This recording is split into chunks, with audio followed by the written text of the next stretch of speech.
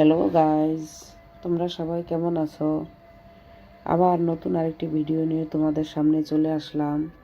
তা আমি খুব বেশি একটা ভালো নেই, তারপরও তোমাদের সাথে কথা বলতে চলে এসেছি। আজকে আমার বড় ছেলের স্কুলের গার্ডিয়ান মিটিং। ও সকালবেলায় হুট করে বলল, মা আজকে গার্ডিয়ান মিটিং, তুমি কি যাবে? তা আমি বললাম যে হ্যাঁ। কারণ হচ্ছে শরীর খারাপ থাকার পরও গত সপ্তাহ আমি যাইনি। প্রত্যেকবার যদি এভাবে গার্ডিয়ান মিটিংয়ে না যাই, সেক্ষেত্রে টিচাররা স্টুডেন্টদের প্রতি আস্থা রাখতে পারবে না। সেক্ষেত্রে আমি আমার যাওয়া কর্তব্য বলে মনে করেছি, তাই রওনা হয়ে গেলাম। আমি রান্না বাড়া পূজা কোনো কিছুই করিনি, গিয়ে তাড়াতাড়ি ফিরে আসবো বলে। তাই বড় ছেলের স্কুলে আজকে গার্ডিয়ান মিটিং আছে। তো গত সপ্তাহে বলতে গত গার্ডিয়ান মিটিংয়েও যাওয়া হয় নাই। আমি আসলে বয়সটা অল্প হলেও বেশিরভাগ সময়টা আমি অসুস্থ থাকি, যার কারণে কোনো কিছুই আমি সঠিক টাইম মতো করতে পারি না, সব কিছুতেই লেট। তো গত সপ্তাহে যেহেতু যাইনি, এই সপ্তাহে যাওয়ার প্রয়োজনীয়তা বোধ করতেছি। গতকালকেও ভীষণ অসুস্থ ছিলাম, যার কারণে যে চোখ মুখ দেখে হয়তো বা বুঝতে পারতেছেন, চোখ মুখ ফুলে গেছে। তো আজকে যখন ছেলে জিজ্ঞেস করতেছে, মা আজকে গার্ডিয়ান মিটিং যাবে কি না, যে ভাবলাম গতবারের গার্ডিয়ান মিটিংও আসেনি, প্রত্যেকবার এভাবে না বলা উচিত না। সেক্ষেত্রে হয়তো বা টিচাররা স্টুডেন্টের প্রতি ভালো দৃষ্টিতে দেখায় না। সেই জন্য ছেলেকে বলবো যে না, হ্যাঁ আজকে যাব। সেই কারণে এখন বের হয়েছি। তো অসুস্থ থাকার কারণে তো সব কিছুই আমার দেরিতেই করতে হয়, সবসময় আমি তাড়াহুড়ো করে করতে পারি না।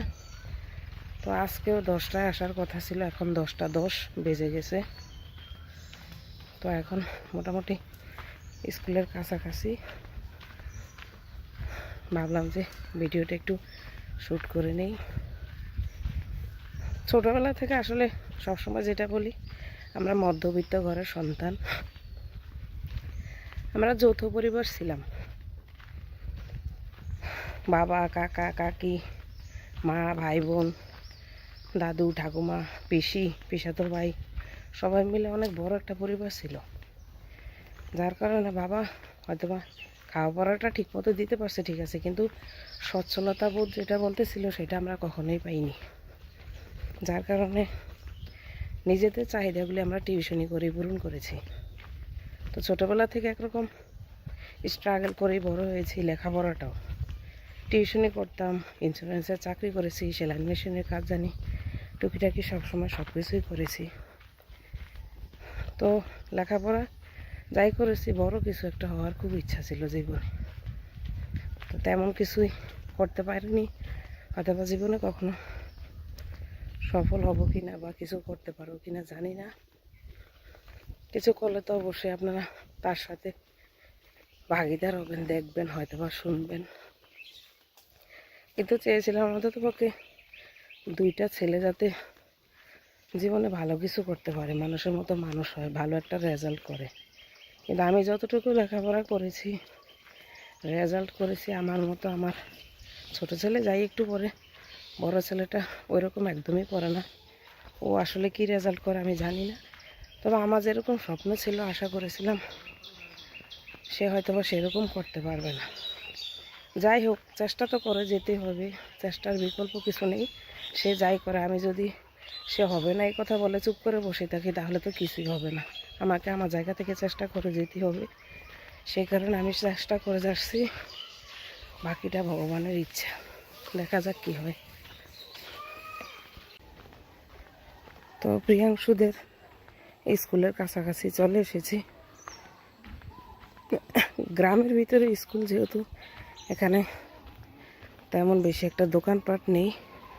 যাই দোকান আছে হালকা কয়েকটা, হয়তো বা মিটিং শুরু হয়েছে কিনা জানি না। আমি যেহেতু আরও 10 মিনিট 20 মিনিট লেটে করেছি, হয়তো বা গিয়ে কিছু শুনতে হবে।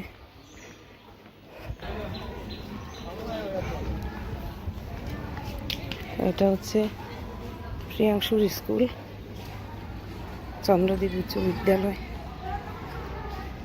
ওইটা আগের পুরাতন স্কুল ছিল, এটা এখন সরকারি ভবন হয়েছে। আমার ছেলে আসতেছে আমাকে দেখে। স্কুলে গিয়ে দেখি আর কোনো গার্ডিয়ানই নেই। আমি তো দেখে অবাক।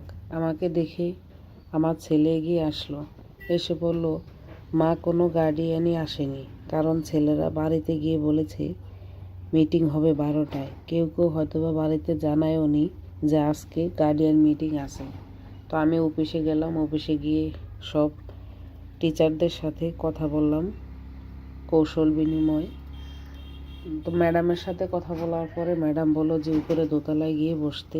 দোতলায় গিয়ে বসার পরে কিছুক্ষণ পর আরেকজন গার্ডিয়ান আসলো, 5 মিনিট পর আরও একজন গার্ডিয়ান আসলো। এভাবে একজন দুজন করে আসছে। তখন প্রায় 10:30 বেজে গেছে। তো এইভাবে তো গার্ডিয়ান ছাড়া গার্ডিয়ান মিটিং হয় না। কতক্ষণ সবাই অপেক্ষা করে, সবারই বাড়িতে কাজ থাকে, যার কারণে আর সেভাবে গার্ডিয়ান মিটিং হয়নি।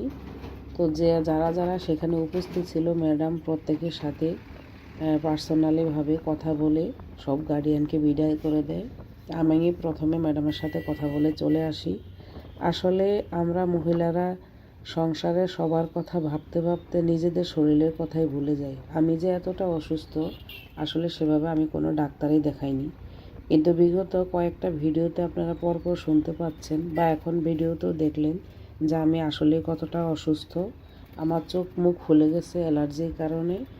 আর অ্যালার্জির ওষুধ খেলে আমার খুব ঘুম পায়। আমি যখন ঘুমাই তখন আমিও খাই না, আর আমার কারণে আমার ছেলে দুটো খায় না, ওরাও না খেয়ে ঘুমিয়ে থাকে, লেখাপড়াও তেমনটা হয় না। আসার সময় এসব ভাবতে ভাবতে যে চিন্তা করলাম, রেডি হয়ে বাড়ি থেকে বের হওয়া হয় না, যেহেতু বের হয়েছি তাহলে একটু ডাক্তারটা দেখে আসি। এই চিন্তা ভাবনা করতে করতে ডাক্তারের চেম্বারে চলে গেলাম। প্রথমে ভেবেছিলাম যে স্বাস্থ্য ক্লিনিকে যাব, সেখানে গেলাম, গিয়ে দেখি যে ডাক্তার নেই। তো এটা সেবারহাটের একটা ডাক্তার, মনোজ মজুমদার।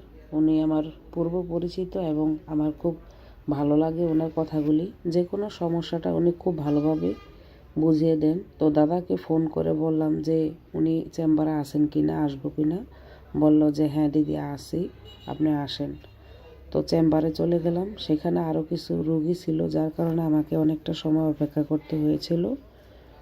প্রায় দুপুর তখন 12:30 বেজে গেছে।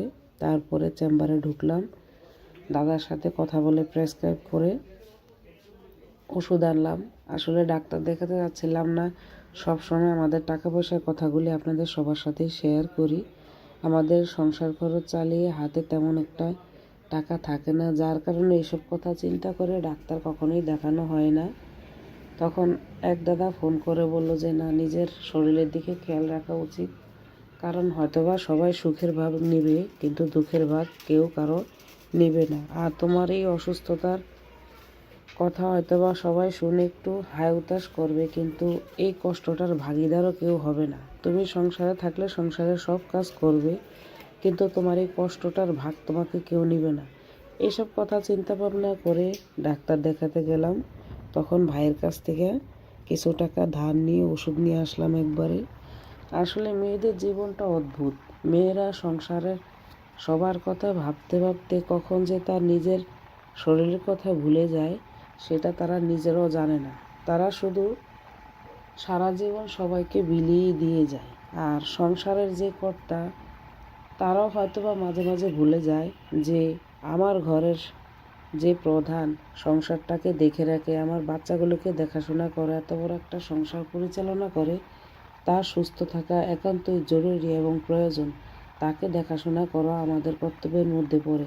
তার একটু খোঁজ খবর নেই, তার শরীরের প্রতি যত্ন নেই, তার প্রতি যত্নশীল হই। এই কথাগুলি হয়তোবা অনেক পুরুষ মানুষই ওইভাবে ভাবে না, কিন্তু আমার মনে হয় এই জিনিসটা প্রত্যেকটা সংসারের প্রত্যেকটা প্রধানের ভাবা উচিত, যে সে আছে বলে আমার সংসারটা এত সুন্দর করে পরিচালিত হচ্ছে, আমার সন্তানগুলো মানুষ করতে পারছে এবং মানুষ করছে।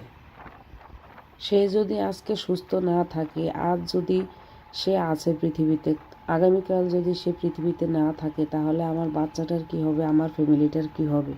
পুরুষ মানুষগুলি কখনোই হয়তোবা তার ঘরের মহিলাদের কথাগুলি এইভাবে চিন্তা করে না, কিন্তু এভাবে চিন্তা করা কি একান্তই প্রয়োজনীয় নয়? আমার আপনাদের সবার কাছে এটা প্রশ্ন রইল। যাই হোক, অনেক কথা বলে ফেললাম আজকে নিজের অজান্তেই। সবাই ভালো থাকবেন, সুস্থ থাকবেন। আর যদি আমার কথার মধ্যে দিয়ে কাউকে আমি কষ্ট দিয়ে থাকি, অবশ্যই আমাকে পারলে ক্ষমা করে দিবেন। আর আমার ভিডিওগুলি যদি আপনাদের ভালো লেগে থাকে তাহলে অবশ্যই লাইক এবং কমেন্ট করতে ভুলবেন না, এবং অবশ্যই আমার চ্যানেলটাকে সাবস্ক্রাইব করে দিবেন।